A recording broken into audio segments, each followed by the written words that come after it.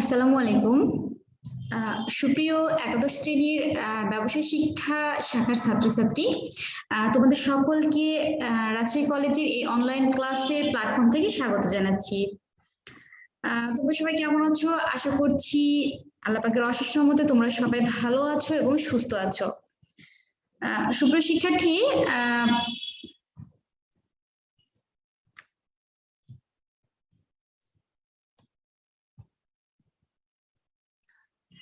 আজকের এই অনলাইন ক্লাসে তোমাদের সাথে আছি আমি মোস্তফা লিপি খাতুন, প্রভাষক হিসাব বিজ্ঞানের রাজশাহী কলেজ, রাজশাহী। বিষয় পরিচিতি। সুপ্রিয় শিক্ষার্থী, বরাবরের মতো আজকেও তোমাদের সাথে আছি আমি ফিনান্স, ব্যাংকিং ও বিমা এর প্রথম পত্র নিয়ে। এই ফিনান্স, ব্যাংকিং ও বিমা এর প্রথম পত্রেরই আমরা নবম অধ্যায় নিয়ে আলোচনা করছি। ইতিমধ্যে এই নবম অধ্যায় ঝুঁকি এবং মুনাফার হার, এটার উপর আমরা অলরেডি দুটো ক্লাস করেছি। আজকে এটা আমাদের তৃতীয় ক্লাস বা 3 নম্বর ক্লাস। সুপ্রিয় শিক্ষার্থী, চলো আমরা আমাদের অনলাইন ক্লাসে চলে যাই। হ্যাঁ সুপ্রিয় শিক্ষার্থী, আমরা আমাদের ক্লাসে যাবার আগে আমরা আমাদের পূর্ববর্তী ক্লাসের একটু মূল্যায়ন দেখে নিই। পূর্ববর্তী ক্লাসে আমরা আসলে ঝুঁকি এবং অনিশ্চয়তা কি সেগুলো নিয়ে আলোচনা করেছিলাম, এবং আমাদের যে ঝুঁকির অনেকগুলো ক্লাসিফিকেশন বা শ্রেণী বিভাগ রয়েছে আমরা সেগুলো নিয়ে আলোচনা করেছিলাম। সেগুলো খুব সংক্ষিপ্ত আকারে আলোচনা করেছিলাম এবং তোমাদেরকে বলেছিলাম যে নেক্সট ক্লাসে এগুলোর কিছু ঝুঁকি রয়েছে, যেমন ব্যবসায়িক ঝুঁকি, আর্থিক ঝুঁকি, বাজার ঝুঁকি, এগুলো সম্পর্কে আমরা একটু ডিটেলসে আলোচনা করব। তো সুপ্রিয় শিক্ষার্থী, আমি দেখেছি এর মাঝে তোমরা কিছু ইনবক্স করেছো, তোমাদের কিছুতে প্রবলেম রয়েছে। আজকের ক্লাস যদি আমরা করি, আশা করছি আসলে কোন ঝুঁকি কি বা কোনটা কিভাবে সৃষ্টি হচ্ছে এবং কোন ঝুঁকির উৎস কি, সেখান থেকে আমরা খুব ভালোভাবে ক্লিয়ার হতে পারবো। সুপ্রিয় শিক্ষার্থী, চলো তাহলে আমরা আজকে দেখিনি যে আজকে আমাদের আসলে ক্লাস শিখন ফলটা কি। আজকের এই ক্লাস থেকে আমরা যে বিষয়গুলো সম্পর্কে জানতে পারবো তা হচ্ছে ঝুঁকির উৎস সম্পর্কে জানতে পারবো, ব্যবসায় ঝুঁকি কি সে সম্পর্কে জানতে পারবো, আর্থিক ঝুঁকি কি সে সম্পর্কে জানতে পারবো, বাজার বা অপরিহার্য ঝুঁকি কি সে সম্পর্কে জানতে পারবো, কোম্পানি বা পরিহারযোগ্য ঝুঁকি কি সে সম্পর্কে জানতে পারবো। সুপ্রিয় শিক্ষার্থী, এই ছিল আমাদের আজকের ক্লাসের শিখন ফল। আজকে আমরা অনলাইন ক্লাসগুলো সাজিয়েছি এই বিষয়বস্তুগুলো নিয়ে। আজকে যদি তোমরা অনলাইন ক্লাস করো তাহলে অনলাইন ক্লাস থেকে এই বিষয়বস্তুগুলো সম্পর্কে ক্লিয়ার হতে পারবে। তারপরে আগে বলে রাখছি যে গত ক্লাসে আমি একটা বাড়ির কাজ রেখেছিলাম, তোমরা কারা কারা বাসার কাজগুলো কমপ্লিট করেছো সেই রোলগুলো ইনবক্স করো। আমি দেখতে চাচ্ছি যে আসলে কোন কোন রোলগুলো তোমরা বাসার কাজ করেছো। সুপ্রিয় শিক্ষার্থী, তাহলে চলো আমরা আমাদের প্রথম আলোচনাতে চলে যাই, আলোচ্য বিষয়ে চলে যাচ্ছি। প্রথমে আজকের এই অনলাইন ক্লাসে আমরা যেটা নিয়ে আলোচনা করব সেটা হচ্ছে আমাদের ঝুঁকির উৎসসমূহ। সুপ্রিয় শিক্ষার্থী, গত ক্লাসে আমরা ঝুঁকি এবং অনিশ্চয়তা কি সেটা নিয়ে অনেকটাই আলোচনা করেছি। আশা করি তোমরা অনেকটাই ক্লিয়ার ঝুঁকি এবং অনিশ্চয়তা কি সেটা সম্পর্কে।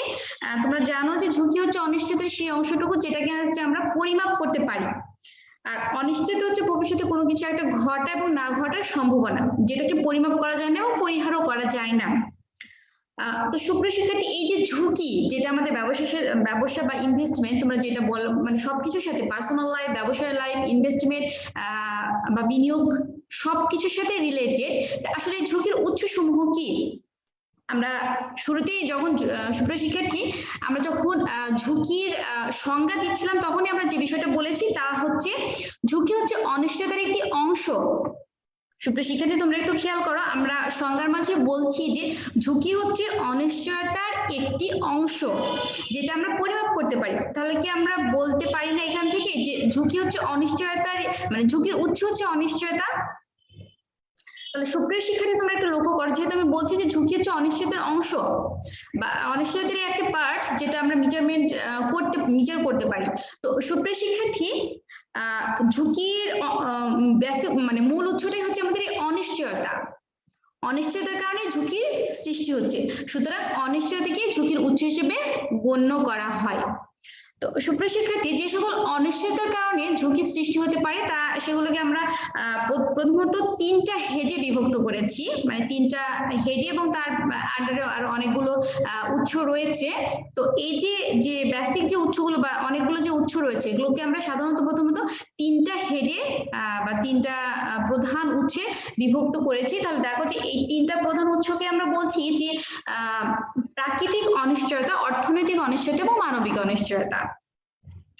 সুপ্রিয় শিক্ষার্থী, ঝুঁকির উৎস, তো ঝুঁকি বলছি যে ঝুঁকি অনিশ্চয়তার একটা অংশ। তো অনিশ্চয়তা যেখান থেকে সৃষ্টি হচ্ছে, কিন্তু ঝুঁকিও সেখান থেকেই সৃষ্টি হচ্ছে, because of risk is part of uncertainty. তো সুপ্রিয় শিক্ষার্থী, দেখো যে এখানে বলছি যে যেখান থেকে অনিশ্চয়তার সৃষ্টি হচ্ছে তার অনেক উৎস রয়েছে, কিন্তু সেই অনেকগুলো উৎসকে আমরা সাধারণত তিনটা বেসিক মানে মূল হেডে বিভক্ত করছি।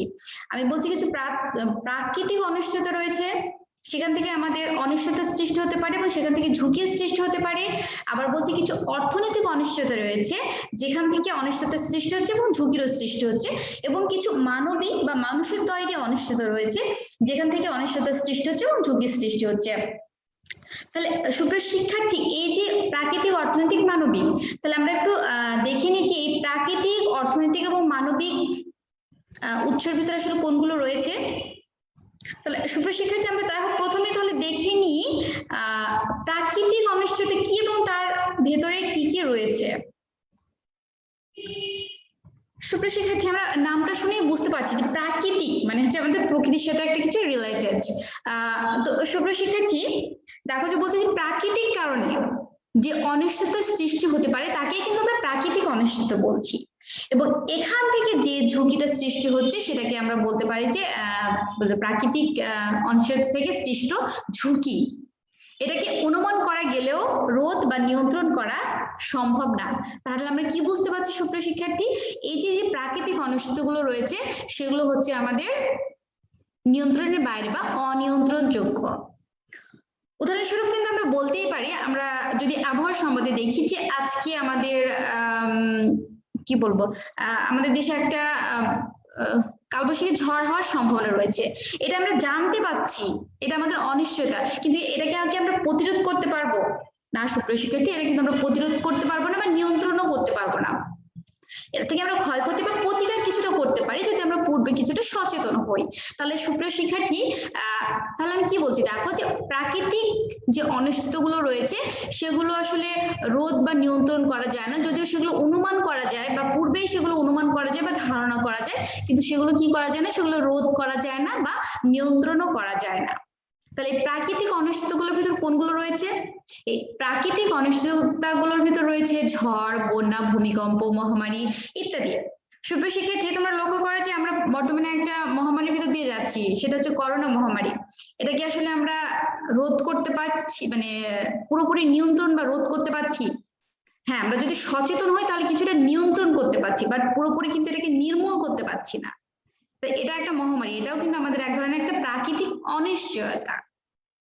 তো সুপ্রিয় শিক্ষার্থী, দেখো যে আমি বলছি প্রাকৃতিক অনিশ্চয়তা কিন্তু প্রাকৃতিক ভাবে সৃষ্টি, এবং এই প্রাকৃতিক অনিশ্চয়তা থেকে যে ঝুঁকিটা সৃষ্টি হচ্ছে সেটা হচ্ছে আমাদের প্রাকৃতিক ঝুঁকি, এবং এটা হচ্ছে আমাদের নিয়ন্ত্রণের বাইরে। তো এই প্রাকৃতিক ঝুঁকিও কিন্তু আমাদের একটা ঝুঁকি বা অনিশ্চয়তার একটা উৎস। আমরা আর একটা উৎস দেখলাম, সেটা হচ্ছে আমাদের অর্থনৈতিক অনিশ্চয়তা। সুপ্রিয় শিক্ষার্থী, অর্থনৈতিক কর্মকাণ্ডের বা অর্থনীতির উপর প্রভাব বিস্তার করে এমন নিয়ামক সমূহের পরিবর্তনের কারণেই কিন্তু আমাদের অর্থনৈতিক অনিশ্চয়তার সৃষ্টি হয়। সুপ্রিয় শিক্ষার্থী, একটু লক্ষ্য করো যে আমি যখন প্রাকৃতিক অনিশ্চয়তা সম্পর্কে বলছিলাম তখন বলছিলাম এটা প্রকৃতির সৃষ্টি, এটা ন্যাচারাল। আমি যখন অর্থনৈতিক অনিশ্চয়তা সম্পর্কে বলছি তখন বলছি এটা কিন্তু একটা অর্থনীতির মানে অর্থনৈতিক কর্মকাণ্ড বা অর্থনীতির উপর প্রভাব বিস্তার করে এমন সব নিয়ামকগুলো পরিবর্তনের কারণে যে অর্থনৈতিক অনিশ্চয়তার সৃষ্টি হচ্ছে, সেটাই হচ্ছে আমাদের অর্থনৈতিক অনিশ্চয়তা। এবং এই অর্থনৈতিক অনিশ্চয়তা থেকে যে ঝুঁকিটা সৃষ্টি হচ্ছে সেটাকেই আমরা বলতে পারি অর্থনৈতিক ঝুঁকি।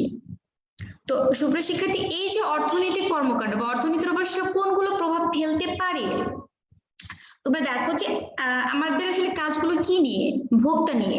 যদি হঠাৎ করে আমার ভোক্তার যদি রুচি পরিবর্তন হয় বা ভোক্তা একটা পণ্য কনজিউম করতো, সে সেটা কনজিউম না করে আরেকটা কনজিউম করছে, তাহলে কি হচ্ছে, ওই পণ্যটার ক্ষতি হচ্ছে। আবার আমাদের অর্থনীতিতে কোন বিষয়টা খুব ভালোভাবে রিলেটেড, মুদ্রাস্ফীতি বলতে পারো, মুদ্রা সংকোচন বলতে পারো, এই বিষয়গুলো।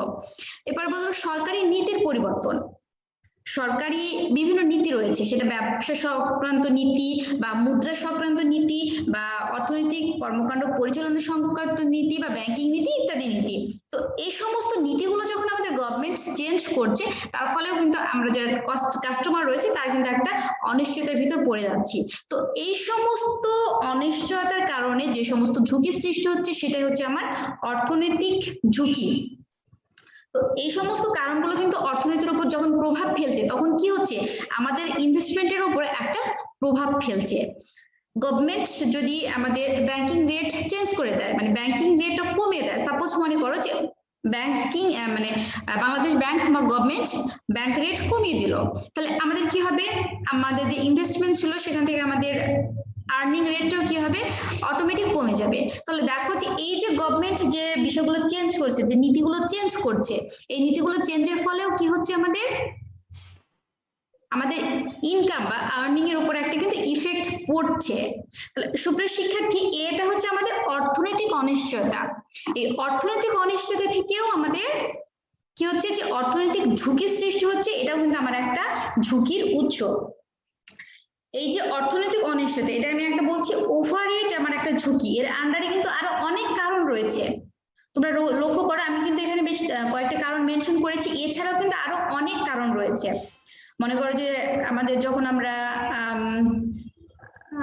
এক দেশের মুদ্রা অন্য দেশের মুদ্রায় কনভার্ট করছি, যদি এই রেটটা কমে বা বাড়ে, অথবা বাজারে যদি আমাদের ইনফ্লেশন ডিফ্লেশন ঘটে ইত্যাদি, তো এই সমস্ত কারণে কিন্তু প্রতিনিয়ত আমাদের অর্থনৈতিক কর্মকাণ্ডের উপর প্রভাব ফেলছে, যা আমাদের ইনকাম বা ইনভেস্টমেন্টের উপরও প্রভাব ফেলছে। তো এগুলো হচ্ছে আমার আসলে ঝুঁকির একটা উৎস।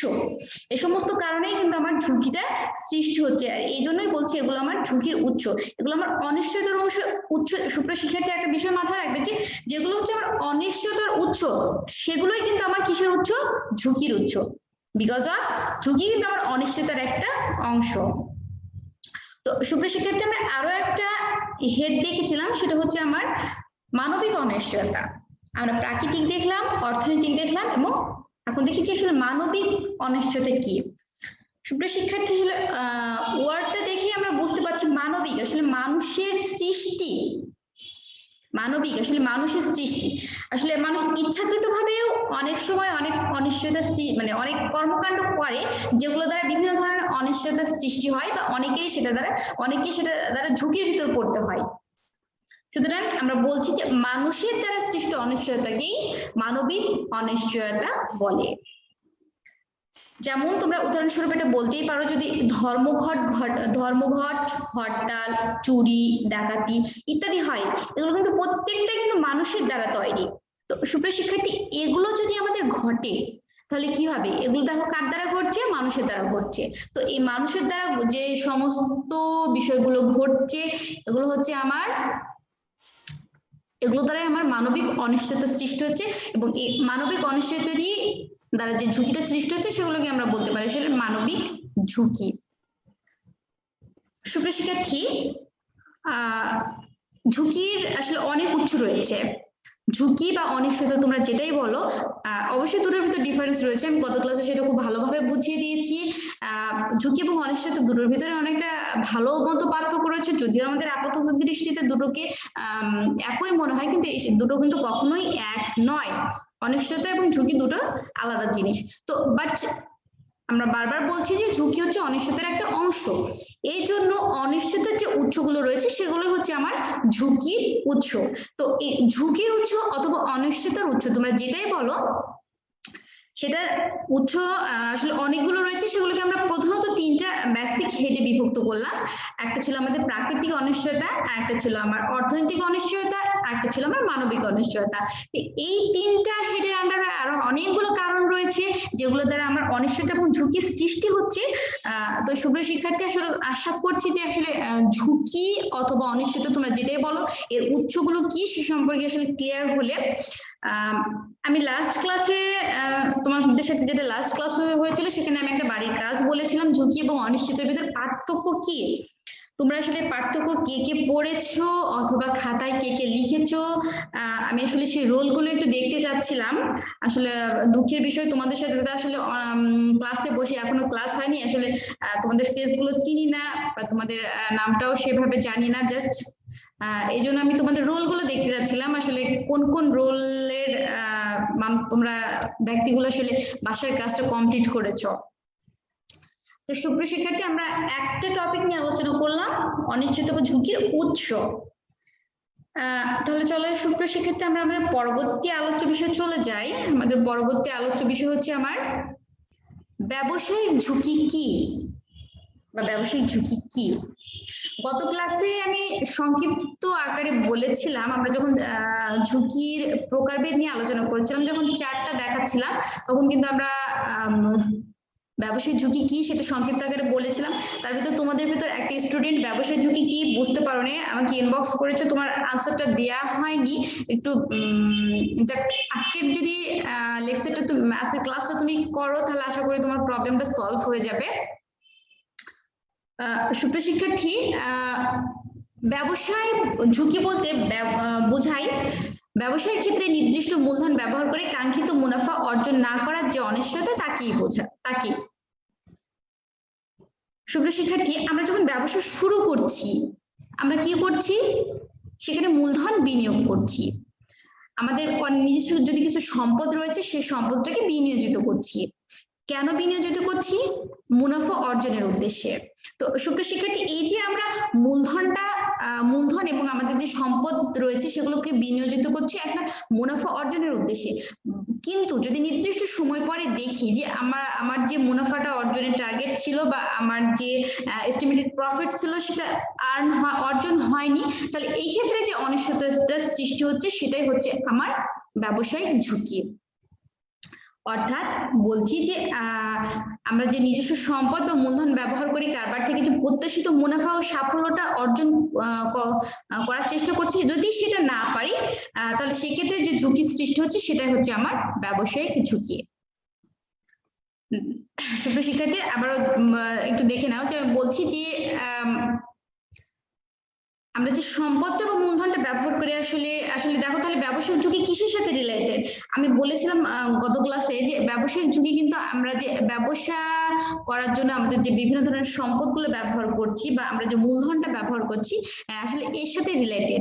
যদি আমরা আমাদের সম্পদগুলো প্রপার ইউটিলাইজ না করতে পারি আর যদি অথবা যদি আমরা যে বিনিয়োজিত মূলধন রয়েছে তার যদি প্রপার ইউটিলাইজ না করতে পারি, এক্ষেত্রে কিন্তু আমরা কি করতে পারবো না, আমাদের যে এস্টিমেটেড টার্গেট বা প্রফিট আর্নিং টার্গেট রয়েছে সেটা আর্ন করতে পারবো না। তাহলে অ্যাজ এ রেজাল্ট কি হবে, আমরা একটা ক্ষতি হবে বা আমরা মুনাফা অর্জন হবে না। তো এই যে প্রফিট অর্জন করতে না পারার ঝুঁকি, এই ঝুঁকিটাই হচ্ছে আমার ব্যবসায়িক ঝুঁকি। সুপ্রিয় শিক্ষার্থী, আশা করছি তোমরা মোটামুটি ক্লিয়ার হয়েছে আজকের ক্লাস থেকে ব্যবসায়িক ঝুঁকি কি। তাহলে সুপ্রিয় শিক্ষার্থী, চলো এরপরে আসলে আমরা দেখে নিই যে আর্থিক ঝুঁকি কি। সুপ্রিয় শিক্ষার্থী, আর্থিক ঝুঁকিটা হচ্ছে ব্যবসায়ের মূলধন কাঠামোতে ঋণকৃত অর্থ ব্যবহারের ফলে উহা থেকে যে ঝুঁকি সৃষ্টি হয় তাই হচ্ছে আর্থিক ঝুঁকি। ব্যবসায়ের মূলধন কাঠামোতে ঋণকৃত অর্থ ব্যবহারের ফলে উহা থেকে যে ঝুঁকি সৃষ্টি হচ্ছে তাই হচ্ছে আর্থিক ঝুঁকি। সুপ্রিয় শিক্ষার্থী, গত ক্লাসে বলেছিলাম আর্থিক ঝুঁকি আমার প্রতিষ্ঠানটি আমার প্রতিষ্ঠানের ভেতরে তখনই ক্রিয়েট হবে যখন আমার প্রতিষ্ঠানে ঋণকৃত মূলধন থাকবে। যদি আমার প্রতিষ্ঠানে কোনো ঋণকৃত মূলধন না থাকে তাহলে সেক্ষেত্রে আমার প্রতিষ্ঠান কিন্তু কোনো ধরনের আর্থিক ঝুঁকির ভিতর পড়বে না। তার মানে একটা প্রতিষ্ঠান ঠিক তখনই আর্থিক ঝুঁকির ভিতর যাচ্ছে যখন ওই প্রতিষ্ঠানে ঋণকৃত মূলধন রয়েছে। কারণ আমরা জানি যে ঋণকৃত মূলধনের একটা নির্দিষ্ট সময় পরে কি করতে হয়, আমাদের ইন্টারেস্ট দিতে হয় এবং একটা নির্দিষ্ট সময় পরে ঋণকৃত অর্থ পুরোটাই ফেরত দিতে হয়। তাহলে ঋণকৃত অর্থের একটা নির্দিষ্ট সময় পর পর কি দিতে হচ্ছে, সুদ দিতে হচ্ছে, এবং একটা নির্দিষ্ট সময় পরে সে ঋণকৃত পুরো অর্থটাই কিন্তু আমাদের ব্যাক দিতে হয়। এই যে ঋণকৃত মূলধনের সুদ এবং ঋণকৃত অর্থটা সময় মতো যদি ফেরত না দিতে পারি, এই ক্ষেত্রে যে ঝুঁকিটা ক্রিয়েট হচ্ছে সেটা হচ্ছে আমার আর্থিক ঝুঁকি। সুপ্রিয় শিক্ষার্থী, তুমি একটা বিষয় লক্ষ্য করো যে আর্থিক ঝুঁকি কিন্তু যে কোনো একটা ব্যবসায়ী ইচ্ছে করলে কিন্তু এটাকে অ্যাভয়েড করতে পারে বা এটাকে সে নাও বেয়ার করতে পারে। তার যদি নিজস্ব পর্যাপ্ত পরিমাণ ক্যাপিটাল থাকে তাহলে সে তার নিজস্ব ক্যাপিটাল দিয়ে যদি সে তার বিজনেসটা অপারেট করে বা পরিচালনা করে, সেক্ষেত্রে কিন্তু তার কোনো ধরনের প্রতিষ্ঠানে কোনো ধরনের আর্থিক ঝুঁকি থাকবে না। কিন্তু একটু আগে যেটা দেখো আমরা আলোচনা করলাম ব্যবসায়িক ঝুঁকি, ব্যবসায়িক ঝুঁকি কিন্তু একটা ব্যবসায়ীর ক্ষেত্রে সর্বদাই বিরাজ করবে। সে কিন্তু ব্যবসায়িক ঝুঁকিটাকে কখনোই অ্যাভয়েড বা মানে কি বলবো, এটাকে কখনোই সে পুরোপুরি পরিহার করতে পারবে না। সে সেটা যদি সচেতনতার সাথে বা পুরো একটা ইফেক্টিভনেস ভাবে যদি ব্যবসা পরিচালনা করে তাহলে সে সেটা কমাতে পারবে, বাট সে কিন্তু সেটা পরিহার করতে পারবে না। অপরদিকে একটা বিষয় লক্ষ্য করো যে আর্থিক ঝুঁকি কিন্তু একজন ব্যবসায়ের পক্ষে টোটালি পরিহার করা সম্ভব। আর্থিক ঝুঁকি কিন্তু একজন ব্যবসায়ীর পক্ষে টোটালি বা একটা ব্যবসায়ী বা একটা প্রতিষ্ঠান তুমি যাই বলো তার পক্ষে কিন্তু পুরোপুরি পরিহার করা সম্ভব যদি ওই প্রতিষ্ঠানটা কোনো ধরনের মূলধন মানে কোনো ধরনের ঋণ না নিয়ে থাকে, তাহলে সেক্ষেত্রে কিন্তু কোনো ধরনের আর্থিক ঝুঁকি সে বেয়ার করবে না। তাহলে সুপ্রিয় শিক্ষার্থী, ব্যবসায়িক ঝুঁকি কি, আর্থিক ঝুঁকি কি, আশা করছি তোমরা বুঝতে পেরেছো। তারপরে আমি বরাবরের মতো যে কথাটা বারবার বলি, যদি আমার লেকচার সম্পর্কে তোমাদের কোনো বিষয়টা বুঝতে প্রবলেম হয় তাহলে তোমরা সেটা অবশ্যই ইনবক্স করো, আমি অবশ্যই সময় মতো সেটার আনসার দেওয়ার চেষ্টা করব। সুপ্রিয় শিক্ষার্থী, চলো আমরা আমাদের পরবর্তী বিষয় দেখি। পরবর্তীতে আমি বলছি যে বাজার ঝুঁকি, যেটিকে আরো একটা শব্দে আমরা অপরিহারযোগ্য ঝুঁকি বলতে পারি। সুপ্রিয় শিক্ষার্থী লক্ষ্য করো, অপরিহারযোগ্য ঝুঁকি আমি বলছি, যেটাকে কিন্তু কোনোভাবেই পরিহার করা সম্ভব নয়। আমি যখন আর্থিক ঝুঁকি নিয়ে আলোচনা করলাম তখন কিন্তু আমি বললাম যে এটা হচ্ছে আমার পরিহারযোগ্য ঝুঁকি, মানে যে কোনো একটা প্রতিষ্ঠান চাইলে কিন্তু আর্থিক ঝুঁকিকে পরিহার করতে পারে। কিন্তু এই যে বাজার ঝুঁকি বলছি, বাজার ঝুঁকি, ব্যবসায়িক ঝুঁকি, এগুলো কিন্তু আসলে অপরিহারযোগ্য ঝুঁকি। একটা প্রতিষ্ঠানের পক্ষে এগুলো আসলে টোটালি অ্যাভয়েড করা কিন্তু সম্ভব নয়। তো সুপ্রিয় শিক্ষার্থী, বাজার ঝুঁকিটা আসলে কি বিষয় দেখো, যে আমাদের যে শেয়ারের আয় রয়েছে আর্নিং পার শেয়ার, তো এখানে আসলে বিভিন্ন কারণে এটার কি বলতে পারবো ভিন্নতা আসতে পারে। আর্নিং পার শেয়ার বা শেয়ার প্রতি আয়ের কিন্তু বিভিন্ন কারণে ভিন্নতা সৃষ্টি হতে পারে বা ভিন্নতা আসতে পারে। এ সকল কারণের মধ্যে কিন্তু কিছু থাকে বাহ্যিক কারণ এবং কিছু থাকে অভ্যন্তরীণ কারণ। শেয়ার একজন যে শেয়ার ক্রেতা বা ইনভেস্টর তোমরা যা বলো, তো তার যে শেয়ার প্রতি আর্নিং ছিল একটা, কিন্তু এই শেয়ার প্রতি আর্নিং বা শেয়ার প্রতি আয় কিন্তু বিভিন্ন কারণে ডিফারেন্স বা ভিন্নতা আসতে পারে। একটা শেয়ার প্রতি আয় ছিল 50 টাকা, সেটা কোনো একটা কারণে সেটা নেমে দাঁড়িয়েছে 40 টাকা। তো এই যে কমে গেল 10 টাকা কমে গেল, এর পেছনে কিন্তু আমাদের অনেকগুলোই কারণ থাকতে পারে। তো এই যে কারণ থাকতে পারে তার ভিতর কিন্তু কিছু কারণ থাকতে পারে অভ্যন্তরীণ এবং কিছু কারণ থাকতে পারে বাহ্যিক। যে কারণগুলো বাহ্যিক কারণ, এগুলোকেই কিন্তু আমরা সাধারণত বাজার ঝুঁকির ভিতর ফেলে থাকি। সাধারণত বাহ্যিক কারণগুলো কোম্পানি, এবং এই বাহ্যিক কারণগুলো কিন্তু কি থাকে, কোম্পানির নিয়ন্ত্রণের বাইরে থাকে, কারণ এগুলো হচ্ছে বাইরে তৈরি হচ্ছে।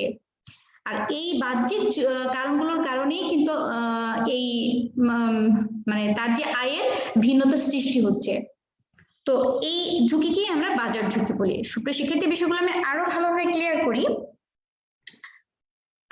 আমাদের যে শেয়ারগুলো রয়েছে, এই শেয়ারের কি হয়, নির্দিষ্ট সময় পর পর শেয়ার থেকে আমাদের জানি যে আমাদের শেয়ার প্রতি মানে আয় আসে। তো এই যে আয়, একটা নির্দিষ্ট সময় একটা আয় আসছে, সেটা থেকে কিন্তু কিছু সময় পরে সেটার পার্থক্য হতে পারে। কেন পার্থক্য হতে পারে? এই যে শেয়ারের আয়ের পার্থক্য হওয়ার কিন্তু অনেকগুলো কারণ থাকবে। তার ভিতর কিছু কারণ হচ্ছে বাহ্যিক এবং কিছু কারণ হচ্ছে অভ্যন্তরীণ। অভ্যন্তরীণ যেটা কারণ, সেটা পরে আমার কোম্পানি ঝুঁকির ভিতর এবং যেটা খুব সহজেই নিয়ন্ত্রণযোগ্য বা পরিহারযোগ্য। সুপ্রিয় শিক্ষার্থী, একটা এখানে বুঝে নাও যে শেয়ারের আয়ের ভিন্নতা কারণ হচ্ছে দুটো, একটা হচ্ছে আমার অভ্যন্তরীণ কারণ, একটা হচ্ছে আমার বাহ্যিক কারণ। অভ্যন্তরীণ যে কারণ সেটাকে আমরা ফেলে থাকি কোম্পানি ঝুঁকির ভিতর, এবং এই অভ্যন্তরীণ কারণ কোম্পানি ঝুঁকিটা হচ্ছে আমাদের নিয়ন্ত্রণযোগ্য ঝুঁকি এবং এটা হচ্ছে পরিহারযোগ্য ঝুঁকি বলতে পারি আমরা। অপরদিকে যে বাহ্যিক যে কারণগুলো দ্বারা যে ঝুঁকিগুলো সৃষ্টি হচ্ছে এগুলোকে আমরা বাজার ঝুঁকির ভিতর ফেলছি, এবং এই বাহ্যিক কারণগুলো কিন্তু কি আমাদের পরিহার অযোগ্য, মানে আমরা চাইলেও এই সমস্ত ঝুঁকিগুলোকে পরিহার করতে পারি না। তবে হ্যাঁ সুপ্রিয় শিক্ষার্থী, প্রত্যেকটা ঝুঁকি কিন্তু আমরা কি করতে পারি, কিছুটা নিয়ন্ত্রণ করতে পারি আমরা যদি সচেতনতার সহিত বা আমাদের যদি পূর্ব অভিজ্ঞতা থাকে, আর আমরা যদি ইফেক্টিভনেস এফিসিয়েন্সি আমাদের ব্যবসায়ে যদি আমরা ইউজ করতে পারি, তাহলে আমরা কি করতে পারি, এই সমস্ত যে বাহ্যিক ঝুঁকিগুলো রয়েছে এগুলোকে আমরা কি করতে পারি, হ্রাস করতে পারি বা কিছুটা নিয়ন্ত্রণ করতে পারি, বাট পুরোপুরি সেগুলোকে পরিহার করা যায় না। আর এই জন্যই এই ঝুঁকিগুলোকে বলা হচ্ছে আমাদের অপরিহারযোগ্য ঝুঁকি। এক কথা আমরা বলি যে সমস্ত ঝুঁকিগুলো আসলে আমাদের কোম্পানির বাইরে থেকে আসছে, কোম্পানির অভ্যন্তরে নয়, যেগুলোর সাথে সাধারণত কোম্পানির বাইরের পার্টিগুলো রিলেটেড, এগুলো দ্বারা যে ঝুঁকিগুলো সৃষ্টি হচ্ছে সেগুলো হচ্ছে আমার বাজার ঝুঁকি বা অপরিহার্য ঝুঁকি। আসলে কোন, এখন আমাদের মনে প্রশ্ন জাগতে পারে যে আসলে কোন কারণগুলো দ্বারা আমাদের বাইরে থেকে ঝুঁকি সৃষ্টি হয়। সুপ্রিয় শিক্ষার্থী, লক্ষ্য করো যে একটা প্রতিষ্ঠান রয়েছে, তো প্রতিষ্ঠান কে পরিচালনা করে, প্রতিষ্ঠান তার নিজস্ব নিয়ম নীতি দ্বারা পরিচালিত হচ্ছে। যদি সেটা কর্পোরেট প্রতিষ্ঠান হয় তাহলে সে তার নিজস্ব নিয়ম নীতি দ্বারা পরিচালিত হচ্ছে, আর যদি গভর্নমেন্ট কোনো প্রতিষ্ঠান হয় তাহলে সেটা গভর্নমেন্ট রুলস অনুযায়ী পরিচালিত হচ্ছে।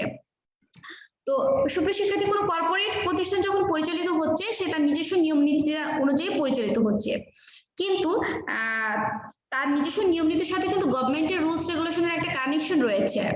সাপোজ মনে করো যদি গভর্নমেন্ট কর হার যদি বৃদ্ধি করে দেয়, গভর্নমেন্ট যদি হঠাৎ করে যদি অর্থনীতিতে মুদ্রাস্ফীতি ঘটে বা মুদ্রা সংকোচন ঘটে, অথবা আমাদের যে বৈদেশিক মুদ্রার বিনিময় হার রয়েছে যদি এটার হঠাৎ করে হ্রাস বৃদ্ধি ঘটে, এগুলো কিন্তু সবগুলো আমার প্রতিষ্ঠানের বাইরের কারণ, এবং এই প্রত্যেকটা কারণ দ্বারা কিন্তু আমার প্রতিষ্ঠানের যদিও এগুলো আমার প্রতিষ্ঠানের বাইরের কারণ, কিন্তু প্রত্যেকটা বিষয় দ্বারাই কিন্তু আমার প্রতিষ্ঠানের অভ্যন্তরের কর্মকাণ্ড কে ইফেক্ট করে বা প্রভাবিত করে, যদিও সেগুলো বাইরের কারণ। বাট এই কারণগুলো কিন্তু আমরা প্রতিষ্ঠান থেকে কিন্তু মানে কি পরিহার করতে পারবে না, নিয়ন্ত্রণ করতে পারবে না। তো এই যে প্রতিষ্ঠানের কর্মকাণ্ডগুলিকে বাইরের কারণ দ্বারা প্রভাবিত করছে, এবং এখান থেকে যে ঝুঁকিটা সৃষ্টি হচ্ছে এটা হচ্ছে আমার বাজার ঝুঁকি বা অপরিহারযোগ্য ঝুঁকি। তাহলে সুপ্রিয় শিক্ষার্থী, অবশ্যই আমাদের দেখে নিতে হবে যে আসলে এই বাজার ঝুঁকির আসলে উৎসগুলো কি। আমি যদিও মুখে কয়েকটা বললাম, তারপরে আমরা একটু দেখে নিই যে আসলে এই বাজার ঝুঁকি বা অপরিহার্য ঝুঁকির আসলে উৎসসমূহ কি। আমি প্রথমে 1 নম্বরে বলছি যে সরকার পরিবর্তন। যদি হঠাৎ করে আমাদের দেশে একটা সরকার রয়েছে, যদি পরিবর্তন হয়ে আরেকটা সরকার আসে, সেখানে আমার প্রতিষ্ঠান কিন্তু একটা ঝুঁকির ভিতর পড়বে, কারণ যদি গভর্নমেন্ট চেঞ্জের সাথে সাথে যদি আরেকটা নতুন গভর্নমেন্ট আসে তাহলে সে নতুন ভাবে কোনো রুলস রেগুলেশন আবার ক্রিয়েট করবে, তাই অ্যাজ এ রেজাল্ট কি হবে, আমার প্রতিষ্ঠানের উপর সেটা একটা ইফেক্ট করবে এবং ঝুঁকি সৃষ্টি হবে। এরপরে আমি বলছি যে সরকারি নীতির পরিবর্তন। সরকারের যে নীতিগুলো রয়েছে এই নীতি যদি গভর্নমেন্ট পরিবর্তন করে তাহলে সেটা কি হতে পারে, আমার প্রতিষ্ঠানে এক ধরনের ঝুঁকি সৃষ্টি হতে পারে। এরপর বলছি যে মানে রাজস্ব নীতির পরিবর্তন, এই রাজস্ব নীতির পরিবর্তনের ফলে আবার ঝুঁকির সৃষ্টি হতে পারে। বৈদেশিক মুদ্রার বিনিময় হারের পরিবর্তন, এই পরিবর্তন হারের ফলে আমার ঝুঁকির সৃষ্টি হতে পারে। মুদ্রাস্ফীতির ফলে ঝুঁকির সৃষ্টি হতে পারে। কর হার বৃদ্ধির ফলে ঝুঁকির সৃষ্টি হতে পারে। কেন্দ্রীয় ব্যাংক কর্তৃক বিভিন্ন শর্ত আরোপ ইত্যাদি। এই সমস্ত কারণগুলোর দ্বারা কি হতে পারে, আমার প্রতিষ্ঠান ঝুঁকির সম্মুখীন হতে পারে, এবং এই প্রত্যেকটা কারণকে আমি কি বলছি, অপরিহারযোগ্য বা বাজার ঝুঁকির উৎস হিসেবে আমরা আইডেন্টিফাই করছি। তাহলে সুপ্রিয় শিক্ষার্থী একটা লক্ষ্য করে, এই যে প্রত্যেকটা আমি আইটেম বা কথা বলছি এগুলো কিন্তু কোনোটাই আমার প্রতিষ্ঠানের অভ্যন্তরীণ বিষয় না, প্রত্যেকটাই কিন্তু আমার প্রতিষ্ঠানের বাহ্যিক বিষয়, বাহ্যিক থেকে আসছে। এবং এই প্রত্যেকটার সাথে আমার মানে আমার প্রতিষ্ঠান কিন্তু প্রত্যেকটা নীতির সাথে বা প্রত্যেকটা কাজের সাথে কিন্তু আমার প্রতিষ্ঠান ইন্টার রিলেট, মানে প্রতিষ্ঠানের উপর প্রভাব পড়বে। তো সুপ্রিয় শিক্ষার্থী, এই উৎসগুলোকে আমরা বলছি অপরিহার্য ঝুঁকির উৎস বা বাজার ঝুঁকির উৎস। বাজার ঝুঁকি বা অপরিহার্য ঝুঁকি যেটা বলো, সেগুলোর উৎস হিসেবে আমরা এগুলোকে আইডেন্টিফাই বা শনাক্ত করতে পারি। তো সুপ্রিয় শিক্ষার্থী, বাজার ঝুঁকি কি আসলে এগুলো খুব ইম্পর্টেন্ট আমাদের এমসিকিউ প্রশ্নের জন্য, তো এগুলো খুবই ইম্পর্টেন্ট, আমাদের মাথায় রাখতে হবে। এই অধ্যায় থেকে অনেক এমসিকিউ আসে, সেখান থেকে কিন্তু তোমরা যদি আসলে ব্যবসায়িক ঝুঁকি কি, তার উৎস বা কিভাবে ক্রিয়েট হচ্ছে, কোম্পানি ঝুঁকি কি, যদি কোম্পানি ঝুঁকি কি বা সেটা কিভাবে ক্রিয়েট হচ্ছে, বাজার ঝুঁকি কি সেটা কিভাবে ক্রিয়েট হচ্ছে, আর্থিক ঝুঁকি কি সেটা কিভাবে ক্রিয়েট হচ্ছে বা তার উৎস, এগুলো সম্পর্কে যদি তোমাদের মাথায় থাকে তাহলে আশা করি যে এখান থেকে যতগুলো এমসিকিউ বা সিকিউ আসবে তোমাদের আসলে আনসার করতে খুব একটা প্রবলেম হবে না।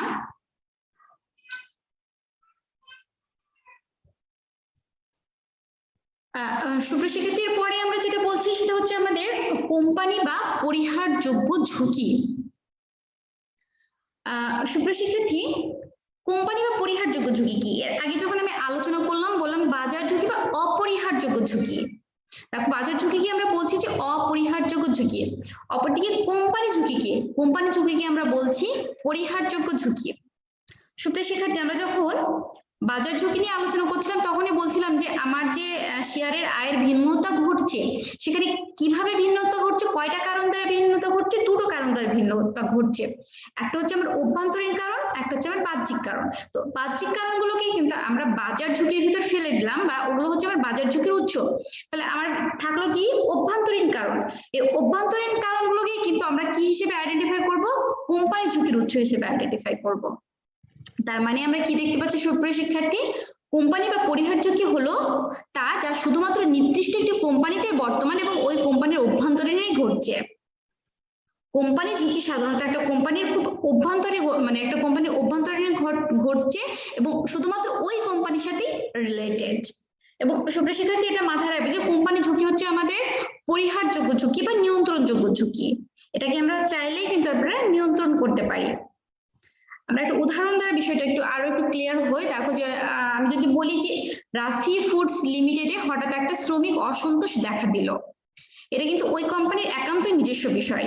এক্ষেত্রে কিন্তু এই রাফি কোম্পানির যে শ্রমিক অসন্তোষ দেখা দিল, এটা কিন্তু আরেকটা কোম্পানিকে ইফেক্টেড করছে না। তো এটা কিন্তু তার ওই রাফি কোম্পানির একটা নিজস্ব বিষয়। এ ধরনের ঝুঁকি কিন্তু খুব ইজিলি নিয়ন্ত্রণ এবং পরিহার করা সম্ভব। তাহলে সুপ্রিয় শিক্ষার্থী, দেখো আমি বলছি যে কোম্পানি ঝুঁকি হচ্ছে সাধারণত কোম্পানির অভ্যন্তরীণে ঘটে থাকে। সাপোজ কোন শ্রমিক অসন্তোষ দেখা দিল, শ্রমিকদের ভিতর ভাঙচুর করলো শ্রমিকরা, হঠাৎ করে কোন একজন খুব দক্ষ একটা ম্যানেজার মারা গেল, এই যে বিভিন্ন ঝুঁকি বা অনিশ্চিত রয়েছে যেগুলো কোম্পানির অভ্যন্তরে ঘটছে, এগুলো হচ্ছে আমার কোম্পানি ঝুঁকির উৎস এবং এগুলো হচ্ছে আমার কোম্পানি ঝুঁকি। তো সুপ্রিয় শিক্ষার্থী, এই যে যেগুলো আলোচনা করলাম, ব্যবসায়িক ঝুঁকি, এরপরে ছিল আমাদের আর্থিক ঝুঁকি, বাজার ঝুঁকি, কোম্পানি ঝুঁকি, তো আসলে প্রত্যেকটা বিষয় সম্পর্কে আশা করছি যে তোমরা ক্লিয়ার হয়েছো। এরপরেও আমি আবারও বলছি যে যদি তোমাদের কোনো একটা বিষয় সম্পর্কে ক্লিয়ার না হও বা কোনোটাতে যদি বুঝতে সমস্যা হয়, তোমরা অবশ্যই সেটা ইনবক্স করো এবং আমি সময় মতো অবশ্যই তোমাদের আনসার দেবো।